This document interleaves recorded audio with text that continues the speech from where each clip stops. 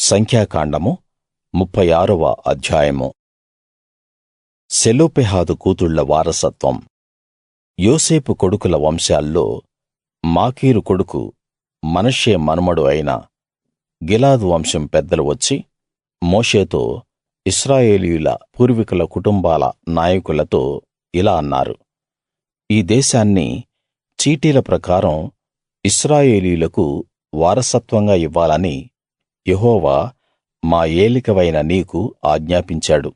మా సోదరుడు సెలోపెహాదు వారసత్వాన్ని అతని కూతుళ్ళకు ఇవ్వాలని కూడా యెహోవా నీకు ఆజ్ఞాపించాడు. అయితే వారు ఇశ్రాయేలీయుల్లో ఇతర గోత్రాల వారిని ఎవరిని పెళ్లి చేసుకున్నా వారి వారసత్వం మా పూర్వీకుల వారసత్వం నుండి తీసి వారు చేసుకున్న గోత్రపు వారసత్వంతో కలిసిపోయి మా గోత్రానికి వచ్చిన చీటీల ప్రకారం లభించిన వారసత్వం నుండి వేరైపోతుంది. కాబట్టి ఇశ్రాయేలీయులకు సునాద సంవత్సరం వచ్చినప్పుడు వారి వంతు వారు పెళ్లి చేసుకున్న గోత్రపు వారసత్వంతో కలిసిపోతుంది. కాబట్టి ఆ మేరకు మా పూర్వీకుల గోత్ర వారసత్వం తగ్గిపోతుంది. అప్పుడు మోషే యెహోవా మాట ప్రకారం ఇశ్రాయేలీయులకు ఇలా ఆజ్ఞాపించాడు: యోసేపు కొడుకుల గోత్రికులు చెప్పింది న్యాయంగానే ఉంది. యెహోవా సెలోపెహాదు కూతుళ్ళ గురించి చెప్పింది ఏమిటంటే, వారు తమకు ఇష్టమైన వారిని వివాహం చేసుకోవచ్చు గాని తమ తండ్రి గోత్ర వంశాల్లోనే చేసుకోవాలి. ఇశ్రాయేలీయుల వారసత్వం ఒక గోత్రం నుండి వేరొక గోత్రంలోకి వెళ్ళకూడదు.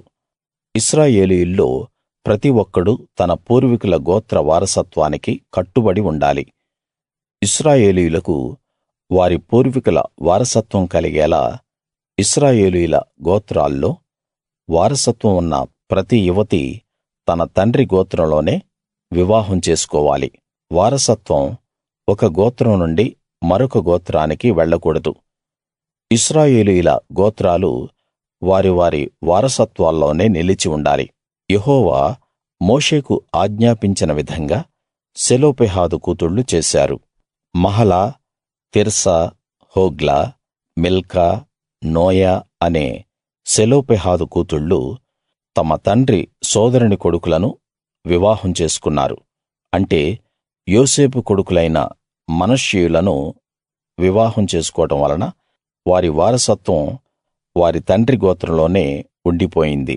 ఇవి యెరికో దగ్గర యొర్దానుకు సమీపంగా ఉన్న మోయాబు మైదానాల్లో యెహోవా మోషే ద్వారా ఇశ్రాయేలీయులకు ఆజ్ఞాపించిన విధులు, ఆజ్ఞలు.